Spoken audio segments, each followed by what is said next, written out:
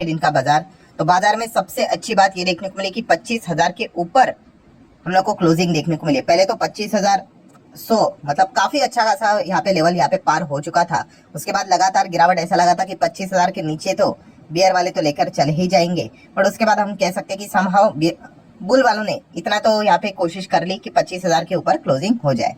सो आज के दिन की बात करें, काफी मिक्स रिएक्शन देखने को मिला। शुरुआत तो काफी दमदार एक्सपेक्ट कर रहे थे बिकॉज ऑफ अमेरिकन बाजार ने कल के दिन काफी अच्छी क्लोजिंग दिखाई थी, तो यूजुअली हमारे ओपनिंग के चांसेस अच्छे बन जाते हैं, वैसे ही हुआ। अगर आप ओपनिंग देखोगे 25,000 के करीब ही हम लोग को ओपन होते हुए देखने को मिला था, बट उसके बाद एक सडनली डीप आ गया, प्रीवियस क्लोजिंग के नीचे चले गए, जो कि एक लाल निशान डेवलप किया। एंड उसके बाद एक तरफा यहाँ पे लगातार चौके छक्के लगते ही जा रहे थे बुल के ओर से। 25 को तोड़ा, देन 25,100 को तोड़ा, बट उसके बाद वापस यहाँ पे टॉप लेवल से अच्छी प्रॉफिट बुकिंग यहाँ पे आई, अच्छा खासा प्रेशर आया। एंड ओवरऑल जो क्लोजिंग रही है 25 के ऊपर ही देखने को मिले। मतलब हम कह सकते हैं आज के दिन की भी बात करें तो बुल के ही कंट्रोल में अच्छा खासा बाजार हम लोग को देखने को मिल चुका है। नेट तेजी की बात करें तो ठीक है। अब आगे बढ़ लेते हैं दोस्तों। यहाँ पे तो आपको पता ही है कल के दिन जीएसटी काउंसिल की बैठक थी, काफी सारी उम्मीदें थे। कुछ उम्मीदें के ऊपर सरकार यहाँ पे हम कह सकते हैं कि खरे उतरते हुए देखने को मिले, कुछ उम्मीदें के ऊपर पानी फेरते हुए देखने को मिल गया। एंड एज यूजुअल जिसके लिए अच्छी खबर आई, ठीक है, जिसके लिए टैक्स कम हुआ वो खुश हुआ, जिसके लिए टैक्स यहाँ पे बढ़ते हुए देखने को मिला या फिर जो एक्सपेक्ट करा था हमारे ऊपर टैक्स कम हो जाएगा, हट जाएगा, अगर ऐसा यहाँ पे नहीं हुआ तो वो दुखी हो गया। तो इसी से रिलेटेड हम लोगों ने देखा था कि बीकाजी फूड्स नमकीन के ऊपर जो जीएसटी था वो सरकार ने कम कर दिया, 18% से 12 हो गया। तो बीकाजी फूड्स ने एकदम धुआंधार शुरुआत की थी। उसके बाद नेट तेजी हम लोग को देखने को मिल गई 3-3.25% की। प्रताप स्नैक की भी बात करें, एकदम धुआंधार शुरुआत देखने को मिली, जो कि बाद में प्रॉफिट बुकिंग में तब्दीली यहाँ पे हो गई। देन अगर हम लोग बात करें ग्लोबल वेक्ट्रा, जो कि हेलीकॉप्टर की अगर हम लोग बात करें, पिलग्राम्स की अगर हम बात करें, तीर्थ यात्रा की बात करें, सर्विसेज प्रोवाइड करने वाली ये कंपनी है, हेलीकॉप्टर वहां पे इस्तेमाल होते हैं। सो सर्किट लगते हुए देखने को यहाँ पे मिल चुका है। इनके लिए अच्छी खबर है क्योंकि जीएसटी इनके ऊपर कम हो गया। देन अगर हम लोग बात करें तो फार्मा वाली कंपनियां, कैंसर की दवाई के ऊपर जो जीएसटी लगता था वो सरकार ने यहाँ पे घटा दिया। हालांकि मैंने कल इससे रिलेटेड ऑलरेडी एक्सप्लेनेशन दिया था। इसका अर्थ यानी कि कैंसर की जो दवाई सस्ती हो गई तो इसके सेल्स एक्स्ट्रा बढ़ेंगे करके। ये एक ऐसी चीज है जो कि समहाउ जो लोग होते हैं,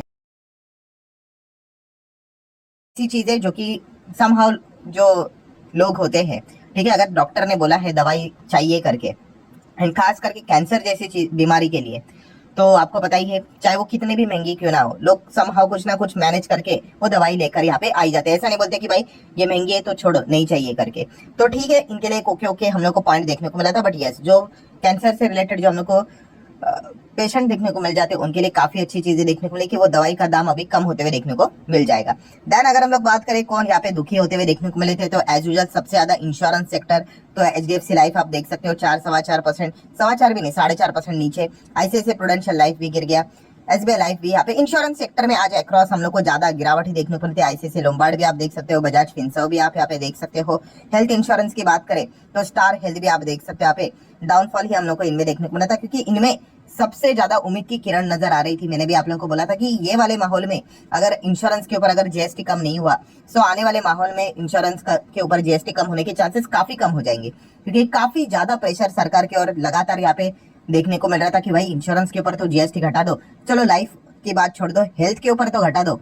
बट फिर भी कल के दिन हम लोगों ने देख लिया कि कोई भी फाइनल डिसीजन सरकार ने नहीं लिया। उन्होंने नवंबर में ये डिसीजन पोस्टपोन यहाँ पे कर दिया है। अभी वो जो कमेटी यहाँ पे रहेगी, ठीक है, वो इससे रिलेटेड क्या फैसला यहाँ पे करती है, इसका रिकमेंडेशन जीएसटी काउंसिल को क्या भेजती है, वो बात की बात है। मतलब ओवरऑल कंक्लूजन क्या है भाई, नहीं घटा जीएसटी, ठीक है। इसीलिए यहाँ पे हम लोगों को गिरावट देखने को मिल गई। तो जो लोग एक्सपेक्ट कर रहे थे कि इंश्योरेंस प्रीमियम यहाँ पे सस्ता हो जाएगा, लाइफ की बात करें, हेल्थ की बात कर ले, तो अभी भी नहीं भाई, अभी भी आपको ज्यादा ही इंश्योरेंस के पर जो प्रीमियम है वो यहाँ पे देना पड़ेगा। देन बात करेंगे ऑनलाइन गेमिंग गैमलिंग की, तो उन्होंने तो सपने देखना छोड़ ही देना चाहिए। डेल्टा कप वैसे भी टूटा हुआ है और क्या ही टूटेगा, ठीक है। इनके लिए तो पूरा अभी जो फोकस है वो सुप्रीम कोर्ट के ऊपर ही देखने को मिल जाएगा। सुप्रीम कोर्ट क्या फैसला सुनाता है उसी के ऊपर इनका पूरा भवितव्य है। अगर ये केस हार गए सुप्रीम कोर्ट में, डेल्टा कप खत्म ही हो जाएगा भाई। कहाँ से देंगे पैसे? मैंने काफी बार आपको बोला है कंटिजेंट लायबिलिटी जाकर चेक कर देना, ठीक है। कंपनी के साइज से 5 गुना बड़ी कंटिजेंट लायबिलिटी है। हार गए केस तो game over, and supreme court में चल रहा है भाई मैटर, आपको पता ही है, ठीक है, कि यहाँ पे अगर हार गए तो आप ऊपर तो अपील कर नहीं पाओगे। तो डेफिनेटली इनके लिए डू और डाई जैसा सिचुएशन है, ठीक है। आगे बढ़ेंगे दोस्तों, तो यहाँ पे केमिकल कंपनी एफसीएल की बात करेंगे, 3% आज के दिन तेजी देखने को मिली। एनीवेज इनके लिए काफी रिस्की टाइप की कंपनी, आपको पता ही केमिकल सेगमेंट में वैसे भी प्रेशर देखने को मिला है, बट फिर भी उसके बावजूद इस कंपनी ने बाकी केमिकल कंपनी से तो बेहतर ही परफॉर्मेंस दिखा है, जो कि आप यहाँ पे देख सकते हो। काफी छोटी कंपनी, स्मॉल कैप टाइप की कंपनी है।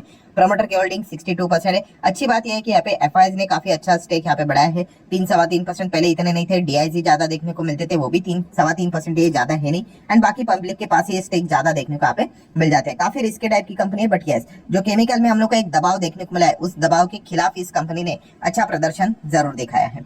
आगे बढ़ेंगे दोस्तों, तो यहाँ पे प्रिंस पाइप से रिलेटेड आज के दिन 5-5.25% यहाँ पे भागा है। ठीक है, प्रिंस पाइप भी अगर देखा गया, अगेन मैं यहाँ पे कह रहा हूँ दोस्तों, जो लोग यहाँ पे कमेंट्स में चीजें पूछते रहते हैं उन्हीं को ही जवाब देना चाहूंगा। अगेन कह रहा हूँ, प्लीज बिजनेस देखकर ही डिसीजन लेना कि आपको जाना है कि नहीं जाना है।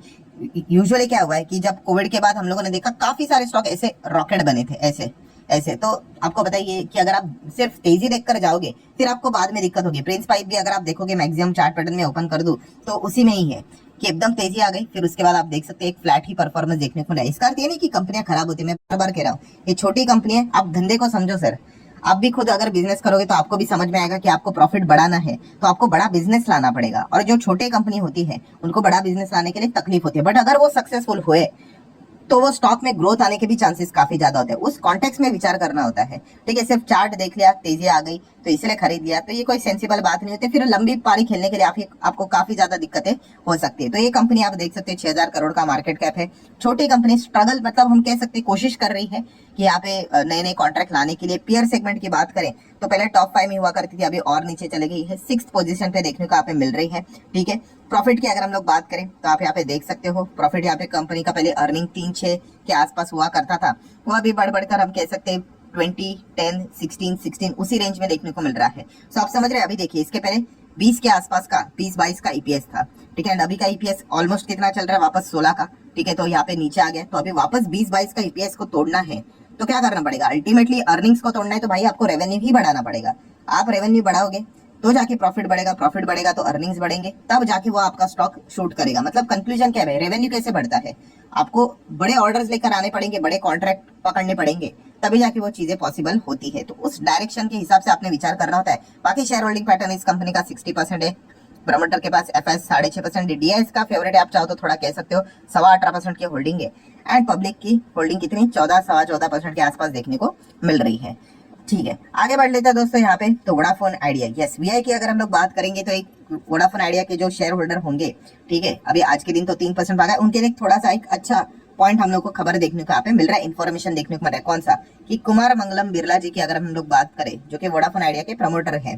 ठीक है, सो उन्होंने यहाँ पे लगभग 1.86 करोड़ के शेयर्स खरीदे, रुपीस की नहीं बात कर रहा हूँ, नंबर ऑफ शेयर्स के यहाँ पे हम लोग बात करें। अभी ऑफिशियल डेटा जो रिलीज हुआ है आज, ये बात पता यहाँ पे चल गई है, तो एक अच्छा डेट, मतलब हम कह सकते हैं कि काफी लोग वोडाफोन आइडिया में जो दाव लगा रहे हैं उनके लिए एक अच्छी खबर होगी। बीच में हम लोगों ने देखा था कि स्टॉक 11% तक क्रैश होता और उसके पीछे का रीजन था, गोल्डमैन सैच ने बोला था कि भाई बेच के चलो, और टारगेट तो सीधा ₹2.5 का दिया था, मतलब 83% की गिरावट। सो उसके बाद हम यहाँ पे कह सकते हैं वोडाफोन आइडिया भी अगर देखा गया तो जिसको बिजनेस समझ में आता है उसको तो पता ही भाई, यहाँ पे तो मतलब ये ट्रेडिंग वाला स्टॉक है। ठीक है, एक टाइमिंग तक यहाँ पे चीजों को आप अप्लाई कर सकते हो, वो चल गया तो पैसा बन गया तो ठीक है। एकदम निरंतर लंबी पारी के लिए पैसा यहाँ पे इन्वेस्ट करके छोड़ देना, ये काफी ज्यादा रिस्की चीज यहाँ पे हो सकती है। वैसे तो ये आपका डिसीजन है, आपको जो चाहिए आप वो यहाँ पे कर सकते हो, बट देखा गया तो इनके लिए कंपटीशन भी पता है, जियो भी है, एयरटेल भी है, प्लस टेक्नोलॉजी चेंज होती रहेगी। अभी 5G के बाद 6G की बात वो कर रहे हैं यहाँ पे, तो इतना पैसा भी चाहिए, तो काफी ज्यादा हम कह सकते हैं इनके लिए टफ टाइम हम लोग को देखने को यहाँ पे मिल रहा है। अगेन कह रहा हूँ 10 से 20 होना अलग बात होती है, ठीक है, उसको ट्रेडिंग बोलते हैं, but if you are expecting कि 10 से ये 100 चला जाए, ठीक है, तो उसके लिए काफी ज्यादा टाइम लगेगा, उसके लिए कंपनी को प्रॉफिट दिखाना पड़ेगा, तो ये चीज आपको समझ में यहाँ पे आनी चाहिए। देन अगर हम लोग बात करें आईपीओ का बाजार एकदम जबरदस्त चल रहा है। जेएमपी की बात करें तो पीएनजी ज्वेलर्स की बात करें तो 50 के ऊपर ग्रे मार्केट जा चुका है। बजाज की अगर बात करें आईपीओ तो 92% के आसपास जीएमपी देखने को यहाँ पे मिल रहा है। ठीक है, तो जरूर आप चाहो तो इन आईपीओ को भी डिटेल में स्टडी कर सकते हो, अभी भी फिलहाल तो ओपन है। जेएफएस की अगर हम लोग बात करेंगे आज के दिन 3% भागा है। ठीक है, फिलहाल तो इससे रिलेटेड आपको पता ही है, हाउसिंग के बिजनेस में अभी ये एंटर कर रहे हैं। ठीक है, तो वहां पे भी अच्छा कंपटीशन हम लोग को देखने को मिल जाता है। मार्केट काफी बड़ा है बट फिर भी चल जाएगा। देन उसी के साथ साथ आपको बताइए और भी बहुत सारे अनाउंसमेंट होना यहाँ पे बाकी है। जैसे उन्होंने बोला था एजीएम में कि फाइनेंशियल 25 तक काफी सारे वो अलग अलग प्रोडक्ट लॉन्च करने वाले। फाइनेंशियल 25 मतलब जिसमें हम लोग चल रहे हैं अभी फिलहाल, ठीक है। अभी सितंबर हो गया, मतलब और 6 महीने बाकी है ये साल खत्म होने के लिए फाइनेंशियल ईयर के हिसाब से। तो 6 महीने के भीतर भीतर और भी आप अनाउंसमेंट एक्सपेक्ट यहाँ पे कर सकते हो। आगे बढ़ेंगे टाटा पावर से रिलेटेड, तो आज के दिन 6.5 कितना नहीं, हाँ 6.5% से भी ज्यादा की तेजी देखने को यहाँ पे मिली है, ठीक है। तेजी के पीछे का रीजन क्या है दोस्तों, तो काफी अच्छी खबर देखने को मिली कि कंपनी की जो सब्सिडरी है, ठीक है, उन्होंने स्टार्ट कर दिया है सोलर सेल प्रोडक्शन से रिलेटेड जो काम था वो शुरू हो चुका है। मतलब हम कह सकते हैं कि जो प्रोडक्शन तमिलनाडु में जो प्लांट उन्होंने लगाया था, ठीक है, वहां पे इस सोलर सेल का जो प्रोडक्शन था वो कमेंस यहाँ पे हो चुका है, ठीक है। एंड उसी के साथ साथ उन्होंने ये एक्सपेक्ट भी यहाँ पे किया है कि जो प्रोडक्शन है वो यहाँ पे पीक पकड़ लेगा with in a next few months करके, ठीक है। तो ये भी एक अच्छा पॉइंट उन्होंने सामने यहाँ पे रखा हुआ है। सो बिजनेस के डेवलपमेंट से रिलेटेड जब भी खबर आती है, ठीक है, तो स्टॉक हमेशा हम लोगों को अच्छी तरीके से भागते हुए यूजुअली देखने को मिल जाता है। आ जाते हैं इरेडा के ऊपर। इरेडा भी आज के दिन 5-5.5% भागते हुए देखने को मिल गया। सो हम कह सकते हैं दोस्तों फाइनली यहाँ पे जो नेपाल से रिलेटेड हाइड्रो प्रोजेक्ट हम लोग को देखने को मिलता था 900 मेगावाट से related SJVN and GMR energy के साथ फाइनली ऑफिशियली एमओयू साइन हो गया, ठीक है। क्योंकि ये सबसे बड़ी चीज होती है कि इसके लिए काफी ज्यादा टाइम यहाँ पे लगता है। इससे रिलेटेड खबर हम लोगों ने देखी थी, एसजेवीएन भी आप देख सकते हो इसी चीज के चलते बहुत अच्छी तरीके से तेजी पकड़ते हुए देखने को यहाँ पे मिल चुका है, ठीक है। और ऐसे बहुत सारे प्रोजेक्ट्स को हरी झंडी यहाँ पे मिलना, हरी झंडी मतलब क्या होता है यूजुअली जब आप ये डील साइन कर देते हो, एमओयू साइन यहाँ पे हो जाती है, तो यहाँ पे सारी चीजें हम लोग को स्टार्ट होते हुए देखने को मिल जाती है। एंड इस कोलैबोरेशन के चलते हम कह सकते हैं कि जो रीजनल एनर्जी है सिक्योरिटी से रिलेटेड वो हम लोग को और मजबूत होते हुए देखने को मिल जाएगी। मतलब रिन्यूएबल एनर्जी के ऊपर ही हम लोगों को डेवलपमेंट होते हुए देखने को यहाँ पे मिल रहे हैं। रिन्यूएबल एनर्जी से रिलेटेड जो इंफ्रास्ट्रक्चर है वो और स्ट्रांग होते हुए देखने को यहाँ पे मिल रहा है। सो डेफिनेटली इस प्रकार की चीजें लगातार अगर चलती रहेगी तो वो तेजी टिकेगी। अगर यहाँ पे हॉल्ट लग गया तो ऑटोमेटिकली फिर वो धीमे धीमे धीमे करके स्टॉक ऐसा नीचे यहाँ पे आ जाता है। सो आशा करता हूँ दोस्तों जितने इंपॉर्टेंट पॉइंट थे सारे कवर हो गए। चाहो तो लाइक एंड शेयर कर सकते हो। मिलते हैं नेक्स्ट वीडियो में, तब तक के लिए बाय बाय।